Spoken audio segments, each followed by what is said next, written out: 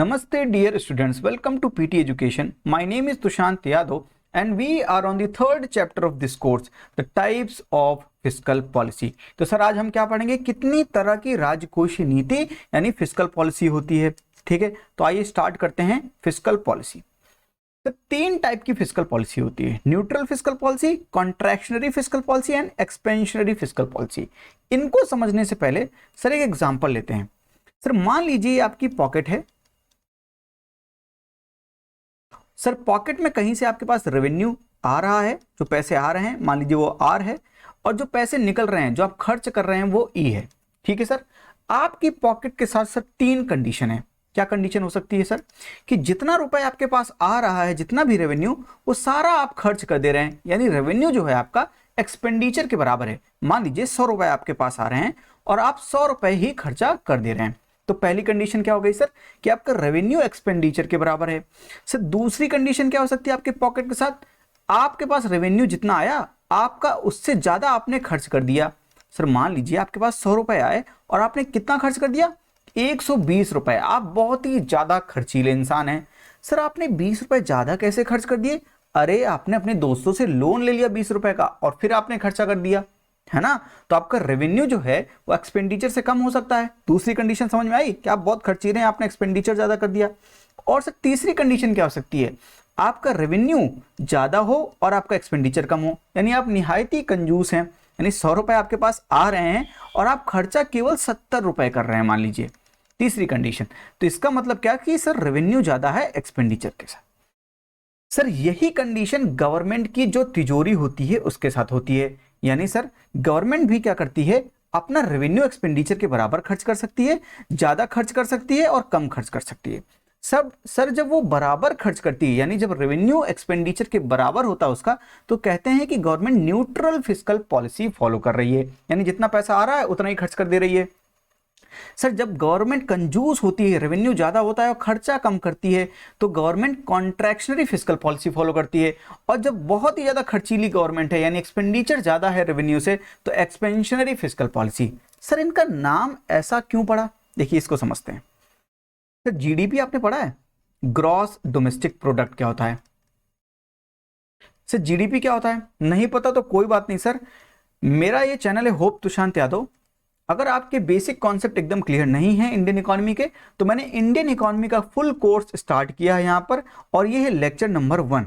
Sir 1 से start किया, यहाँ पर मैंने जीडीपी और रिलेटेड कॉन्सेप्ट पूरे समझाए हैं। तो आप यहाँ पर जाकर इस चैनल को सब्सक्राइब कीजिए और इस वीडियो को वॉच कीजिए। अभी के लिए मैं बता देता हूँ कि जीडीपी क्या है। सर मान लीजिए ये इंडिया है और ये इंडिया की बाउंड्री है। अब सर सुनिएगा, किसी भी एक वर्ष में इंडिया की बाउंड्री के भीतर जितना भी गुड्स एंड सर्विसेज का प्रोडक्शन होगा उसे भारत की जीडीपी कहेंगे सर। यानी the total final value of goods and services produced within the domestic territory of a nation in 1 year is known as GDP of that nation. Clear है sir कि GDP क्या है sir. और GDP जो हम expenditure method से निकालते हैं सर, वो होता है सी यानी consumption by household, I investment by firms, G government spending plus X net of export minus import. Sir इस G पर ध्यान दीजिए, ये जो गवर्नमेंट स्पेंडिंग है सर, ये क्या है, गवर्नमेंट स्पेंडिंग, इस पर ध्यान दीजिए सर। सर जो गवर्नमेंट स्पेंडिंग है वो जीडीपी के डायरेक्टली रिलेटेड है, डायरेक्टली प्रोपोर्शनल है। यानी गवर्नमेंट जब ज्यादा स्पेंड करेगी तो जीडीपी भी बढ़ेगा, अगर कम स्पेंड करेगी तो जीडीपी घटेगा।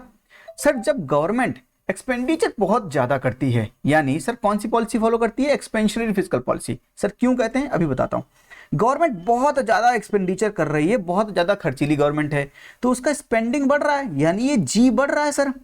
जी बढ़ रहा है तो सर जीडीपी भी बढ़ेगा, यानी इकोनॉमी का सर साइज क्या हो रहा है, बढ़ रहा है। क्योंकि जीडीपी बढ़ रही है तो इकोनॉमी का साइज बढ़ रहा है, यानी क्या सर, इकोनॉमी क्या हो रही है सर, एक्सपैंड हो रही है। अगर इकोनॉमी एक्सपैंड हो रही है तो गवर्नमेंट कौन सी फिस्कल पॉलिसी फॉलो कर रही है सर, एक्सपेंशनरी फिस्कल पॉलिसी। तो सर ये नाम कहां से निकल कर आकर आया, ये देख रहे हैं ना आप, क्योंकि सर जी बढ़ रहा है, क्योंकि स्पेंडिंग बहुत ज्यादा कर रही है, जी बढ़ रहा है तो जीडीपी भी बढ़ेगा। क्यों सर? क्योंकि डायरेक्टली कोरिलेटेड है। और जब जीडीपी बढ़ रहा है इसका मतलब इकोनॉमी क्या हो रही है सर? बढ़ रही है, ग्रोथ हो रही है, इकोनॉमी एक्सपैंड हो रही है। अगर इकोनॉमी एक्सपैंड हो रही है सर तो government expansionary fiscal policy follow कर रही है। ये बात समझ में आई या नहीं आपको? सर इसका जस्ट अपोजिट समझिए, गवर्नमेंट बहुत ही ज्यादा कंजूस है, तो गवर्नमेंट अपना एक्सपेंडिचर बहुत ज्यादा कम कर रही है, यानी गवर्नमेंट स्पेंडिंग क्या कर रही है सर? बहुत कम कर रही है। अगर गवर्नमेंट स्पेंडिंग कम कर रही है तो जीडीपी सर कम आएगी। दैट मीन्स कि इकोनॉमी क्या हो रही है सर? इकोनॉमी कॉन्ट्रैक्ट हो रही है। अगर इकोनॉमी सर कॉन्ट्रैक्ट हो रही है तो गवर्नमेंट कौन सी फॉलो कर रही होगी fiscal policy? Contractionary fiscal policy. ये नाम कहां सर आई, कहां से आई, ये समझ में आ रहा है आपको? कॉन्ट्रैक्शनरी क्यों है? क्योंकि इकोनॉमी कॉन्ट्रैक्ट हो रही है। क्यों हो रही है मैंने समझाया आपको, सही से समझ में आया या नहीं? और एक्सपेंशनरी और sir neutral fiscal policy. Sir ये न्यूट्रल का मतलब ही आप समझ लीजिए कि जितना रेवेन्यू आ रहा है उतना एक्सपेंडिचर हो रहा है, that means neutral fiscal policy. ये तीनों टाइप की फिस्कल पॉलिसी समझ में आई या नहीं, इसको भी देख लीजिएगा। अगर सर आपको समझ में आ गई है तो यस सर लिख दीजिए कमेंट बॉक्स में कि हमको तीनों टाइप की फिस्कल पॉलिसी एकदम क्लियर है। तो आगे बढ़ें। सर ये चार्ट देख लीजिएगा, मैंने आपके लिए लगाया है। ये गवर्नमेंट स्पेंडिंग कहां पर इंक्रीज होगा, कहां पर डिक्रीज होगा। एक्सपेंशनरी बहुत ज्यादा खर्चा करेगी तो यहां पर इंक्रीज होगा और यहां पर डिक्रीज होगा। अब सर बढ़ते हैं टाइप्स ऑफ डेफिसिट में। सर ये तो हम चौथे चैप्टर में पढ़ने वाले थे। हाँ सर ये हम चौथे चैप्टर में पढ़ेंगे, लेकिन चौथे चैप्टर में 3 और डेफिसिट पढ़ेंगे, जहां पर हम फिस्कल डेफिसिट पढ़ेंगे, प्राइमरी डेफिसिट पढ़ेंगे और सर मॉनिटाइज्ड डेफिसिट पढ़ेंगे। आज हम पढ़ेंगे revenue deficit, effective revenue deficit and total deficit of the government. उससे पहले समझते हैं सर कि ये डेफिसिट क्या होता है। सर आपने 3 कंडीशन यहां पर देखी थी, ये पॉकेट के साथ जो 3 कंडीशन थी। पहला क्या था? Revenue equal to expenditure. दूसरा था कि एक्सपेंडिचर बहुत ज्यादा है और रेवेन्यू कम है। और तीसरा सर क्या था? कि रेवेन्यू ज्यादा है, एक्सपेंडिचर कम है। सर ये तीसरे कंडीशन में जब गवर्नमेंट के पास 100 रुपए आते हैं और 70 रुपए खर्च करती है, यानी गवर्नमेंट के पास पैसे बच जाते हैं, which means government is in surplus. लेकिन जब गवर्नमेंट बहुत ज्यादा खर्चा करती है और रेवेन्यू कम आता है, यानी 120 रुपए खर्चा कर रही है, 100 रुपए आ रहे हैं सर, दैट मीन्स कि गवर्नमेंट कहीं से लोन लेकर अपने एक्सपेंडिचर को फंड कर रही है। कहने का मतलब सर गवर्नमेंट किस में है? घाटे में है। That means government is in deficit. Deficit मतलब होता है सर घाटा। तो घाटे में कब होगी? जब एक्सपेंडिचर बहुत ज्यादा होगा और रेवेन्यू कम होगा, यानी रेवेन्यू से ज्यादा एक्सपेंडिचर होगा। तो डेफिसिट कितने टाइप के होते हैं sir? Revenue deficit, effective revenue deficit, total deficit, और 3 हम जो कल पढ़ेंगे। ठीक है सर, तो आज हम पढ़ते हैं रेवेन्यू डेफिसिट क्या होता है। सर पिछले चैप्टर में, सेकंड चैप्टर में मैंने आपको 2 अकाउंट बताए थे गवर्नमेंट के, revenue account and capital account. Sir थोड़ा सा रिवाइज कर लीजिए, revenue account, capital account. Revenue account के 2 पार्ट थे, रेवेन्यू रिसीट जो पैसे आते हैं, जो पैसे खर्च होते हैं उसे रेवेन्यू एक्सपेंडिचर कहते हैं। कभी कभी जो पैसे आते हैं वो रेवेन्यू रिसीट है, कभी कभी जो खर्च होते हैं वो रेवेन्यू एक्सपेंडिचर है। सर ये देख लीजिए, sources tax, non tax, developmental, non developmental. Capital account में कैपिटल रिसीट, कैपिटल एक्सपेंडिचर। ठीक है, ठीक है सर। अगर आपको ये तैयार है तो मेरे 1-2 सवालों का जवाब दीजिए। पहला क्वेश्चन नंबर है हमारा ये, और आप कमेंट बॉक्स में लिखेंगे question number 1 answer is this. Sir पहला ये सवाल है कि जब गवर्नमेंट मेंटेनेंस करेगी वेरियस इंफ्रास्ट्रक्चर का, वो किस अकाउंट में ये एक्सपेंडिचर काउंट किया जाएगा? तो हमको बताइए, जब गवर्नमेंट वेरियस इंफ्रास्ट्रक्चर का मेंटेनेंस करेगी तो किस अकाउंट में गवर्नमेंट का एक्सपेंडिचर काउंट होगा? आई होप कि आपने सही गेस किया है सर, रेवेन्यू एक्सपेंडिचर होगा। क्यों सर? क्योंकि नया जब इंफ्रास्ट्रक्चर बनाते हैं तो वो होता है कैपिटल एक्सपेंडिचर, क्योंकि नया हम कभी कभी बनवाएंगे, लेकिन उनका जब मेंटेनेंस करते हैं तो वो डेली बेसिस पे करते हैं, इसलिए डेली बेसिस का वो खर्च होता है गवर्नमेंट का वेरियस इंफ्रास्ट्रक्चर का। आंसर क्या हो जाएगा सर? Revenue expenditure. ठीक है, तो आई होप कि आपने मतलब वो चैप्टर ढंग से पढ़ा है। आइए हम डेफिसिट समझते हैं, revenue deficit. Sir revenue deficit, तो इसमें नाम में क्या है सर? रेवेन्यू, मतलब किसकी बात हो रही है? डेली बेसिस वाले अकाउंट की, यानी रेवेन्यू अकाउंट की बात हो रही है। इतना तो आप समझ गए। रेवेन्यू डेफिसिट का फॉर्मूला क्या है sir? Revenue expenditure minus revenue receipt, यानी डेली बेसिस पे जितना आपने खर्च किया और डेली बेसिस पे जितना आपके पास रुपए आया। मान लीजिए डेली बेसिस पे आपने 1000 रुपए खर्च किया और आए आपके पास 900 रुपए, तो सर आपके पास 100 रुपए का घाटा हो गया ना। इस डेली घाटे को क्या बोलते हैं? Revenue deficit. तो डेली जो खर्च हुआ वो डेली जो आ रहा था पैसा उससे ज्यादा था, इसलिए डेली बेसिस पे आपको घाटा हो गया, उस घाटे को बोलते हैं रेवेन्यू डेफिसिट। क्लियर और नॉट? सर इसका सिग्निफिकेंस क्या है? सर जब भी आपको घाटा होगा तो ये जो 100 रुपए आप खर्चा करेंगे ज्यादा, सर आपके पास रेवेन्यू तो 900 ही आया ना, आपने 100 रुपए ज्यादा खर्च कैसे किया? यानी आपने किसी ना किसी से बोरो या लोन जरूर लिया होगा। ये बात करेक्ट है या नहीं सर? आपने जरूर बोरो किया है। यानी जब भी आपका डेफिसिट आएगा आपको वो पैसा कहीं ना कहीं से बोरो करके लाना पड़ेगा। सर रेवेन्यू डेफिसिट का सिग्निफिकेंस क्या है सर? इसका मतलब ये है कि गवर्नमेंट को इतना पैसा, जितना डेफिसिट आएगा उतना पैसा बोरो करना पड़ेगा to take care its daily expenditure. तो डेली एक्सपेंडिचर को फाइनेंस करने के लिए गवर्नमेंट को डेली बेसिस पर इतना पैसा बोरो करना पड़ेगा। करेक्ट और नॉट? सर आप अपनी सिचुएशन रख के देख लीजिए, आपके पास 1000 रुपए का खर्चा कर रहे हैं, 900 रुपए आ रहे हैं, 200 रुपए दोस्त से मांग रहे हैं रोज रोज। क्यों? रेवेन्यू अकाउंट की बात हो रही है। करेक्ट और नॉट? इस तरह के डेफिसिट को बोलते हैं सर रेवेन्यू डेफिसिट। सर अगर रेवेन्यू डेफिसिट ये है तो इफेक्टिव रेवेन्यू डेफिसिट क्या है सर? देखिए effective revenue deficit is revenue deficit minus grants for the creation of capital asset. Sir grants कौन से?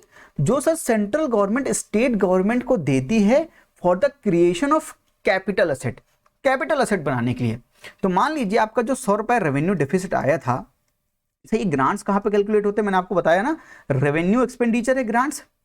जो सेंट्रल गवर्नमेंट स्टेट गवर्नमेंट को ग्रांट्स देती है वो डेली बेसिस पे देती है, इसलिए वो रेवेन्यू एक्सपेंडिचर का पार्ट है। और लोन्स अगर देती तो कैपिटल एक्सपेंडिचर का पार्ट है। सर क्लियर है या नहीं ये बात? सर ये जो grants central government state governments को दे रही है क्रिएशन ऑफ कैपिटल एसेट, मान लीजिए वो है 30 रुपए, तो सर इफेक्टिव रेवेन्यू डेफिसिट कितना आ गया? 70 रुपए। कहने का मतलब सर ये कि जो कैपिटल एसेट क्रिएट करने की, सर कैपिटल एसेट मतलब कि आप इंफ्रास्ट्रक्चर बना रहे हैं, रोड्स बना रहे हैं, कैनल्स बना रहे हैं, सेंट्रल गवर्नमेंट स्टेट गवर्नमेंट को डेली बेसिस पे अच्छे काम के लिए पैसा दे रही है, तो सर वो पैसा अच्छे काम के लिए यूज हो रहा है, तो सर उसको हटा दीजिए, तब देखिए कि आपका कितना बोरो कर रहे हैं एक्स्ट्रा आप, किस काम के लिए? बाकी एक्सपेंडिचर को संभालने के लिए। समझ रहे हैं या नहीं सर? तो सर इफेक्टिव रेवेन्यू डेफिसिट जितना भी आएगा, इसका क्या मतलब है कि अपार्ट फ्रॉम ग्रांट्स कितना गवर्नमेंट बोरो कर रही है अपने डेली एक्सपेंडिचर को फाइनेंस करने के लिए। क्लियर और नॉट? यस सर और no sir? Yes, okay sir. Sir हम फिर लास्ट बजट, आज लास्ट डेफिसिट पे पहुंचते हैं। टोटल डेफिसिट क्या होता है? सर ये तो बहुत इजी है। टोटल डेफिसिट का मतलब सर, इसको बजट डेफिसिट भी बोलते हैं, टोटल डेफिसिट भी। सर टोटल डेफिसिट का मतलब कि टोटल एक्सपेंडिचर आप कितना कर रहे हैं, यानी आप डेली बेसिस पे कितना कर रहे हैं और कभी कभी कितना कर रहे हैं, उसमें टोटल रेवेन्यू जितना आपके पास आ रहा है उसको माइनस कर दिए, यानी डेली बेसिस वाला भी और once in a while basis वाला भी। सर मान लीजिए आपका 100 रुपए का डेली का एक्सपेंडिचर है और 200 रुपए का कभी कभी एक्सपेंडिचर करते हैं आप, और डेली आपके पास 50 रुपए आ रहे हैं और कभी कभी आपके पास 150 रुपए आ रहे हैं, तो सर आपका टोटल डेफिसिट कितना निकल के आएगा? 300 minus 200, that means total deficit of 100, यानी 100 रुपए का आपको घाटा हो रहा, विच मीन्स कि आपको 100 रुपए बोरो करना पड़ेगा अपने डेली और वंस कभी कभी वाले दोनों एक्सपेंडिचर को फाइनेंस करने के लिए। क्लियर और नॉट? क्लियर ना सर? ओके, तो हमने आपको आज 3 तरह के डेफिसिट समझाए, revenue deficit, total deficit and effective revenue deficit. अगली क्लास में 3 तरह के डेफिसिट और समझेंगे। फिस्कल डेफिसिट जो बहुत न्यूज़पेपर और मैगजीन में आता रहता है, इसको हम बहुत अच्छे से समझेंगे। प्राइमरी डेफिसिट समझेंगे जो एग्जाम में बहुत पूछा जाता है, और मॉनिटाइज्ड डेफिसिट को हम समझेंगे अगली क्लास में। सर मेरा सवाल है आपसे जाते जाते कि आपको इसका आंसर लिखकर फोटो खींचकर पोस्ट करना है कमेंट बॉक्स में। Describe the fiscal and monetary policy of economic stabilisation, make a comparative analysis of their effectiveness in developed and developing nation. तो 200 वर्ड्स में लिखिएगा और इसकी फोटो खींचकर कमेंट बॉक्स में जरूर पोस्ट कीजिएगा। सर ये मेरा चैनल है, यहाँ पे इंडियन इकोनॉमी का कोर्स मैंने स्टार्ट किया, आइए यहाँ पर भी अपना प्यार जरूर दीजिए, इसको भी सब्सक्राइब कीजिए। ये पीटी के कुछ यूजफुल रिसोर्सेस हैं, बहुत ही स्ट्रक्चर्ड वे में इनको डिजाइन किया गया है, इनका आइए और पूरा लाभ उठाइए। तो सर आज के लिए इतना ही। थैंक यू, नमस्ते, जय हिंद।